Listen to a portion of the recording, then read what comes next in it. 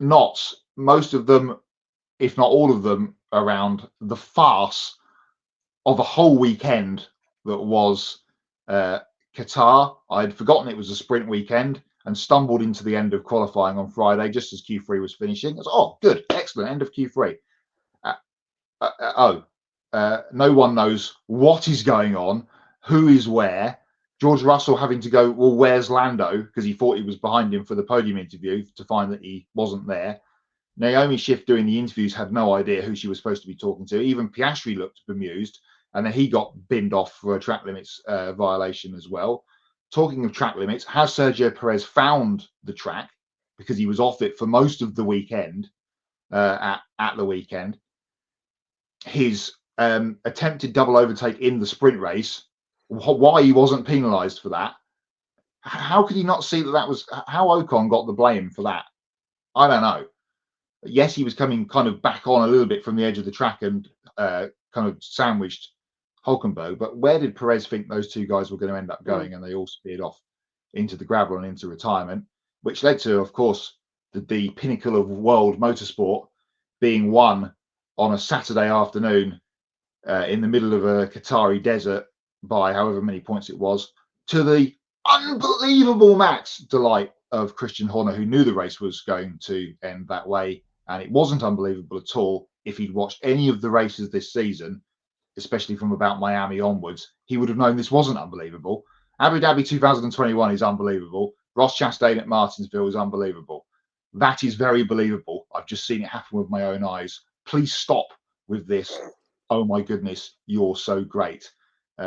He is good, and congratulations on winning another championship. But just stop with the pandering, please. Other knots in the Grand Prix, of course, Mercedes running into each other. And the moment that happened, the only thing I could think of, you know, the Kimi Raikkonen thing at the Gala Award the other year when he stumbled onto the stage and went, it was, here's another 25 points. Here, just have them. Have them all. Track limits, I mentioned it with Perez, and we mentioned it about Stroll as well. Just make the curbs narrower, and then the cars wouldn't run off over the white line. Just seems sensible to me. They did move it 80 millimeters, whatever it was, to try and do that.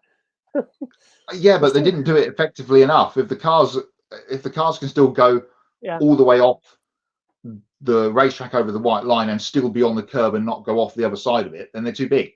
Yeah. And we know how big and wide these F1 cars are. They shouldn't be going to Qatar anyway. It's a motorcycle circuit and has been since about 2004. And no one was interested until COVID, and they had to try and find somewhere for them to host a race. Although the track did look good, they've spent some money on it, and it did look bad, didn't it? Barren for the last few years of watching MotoGP there, with that new building that they put inside of Turn 1 and things, and there was a lot more grandstands and stuff. So good on the Qataris for that. But they shouldn't be going there anyway for a Grand Prix. And I think that's pretty much covered my F1 ranticism. But we've got Kota coming up next, and it's just going to be sprinting hopefully again. Yeah, and Max will stroll off into the distance, but hopefully McLaren can hold a candle to him. If Oscar Piastri is an F1 race winner, says Matthew Owens, then Mike Skinner is a NASCAR Cup Series winner through wins at Suzuka and in a Daytona 500 qualifying race. A race sanctioned by NASCAR that ran it may have been an exhibition race like the F1 non-championship races. Still count as an F1 race to me.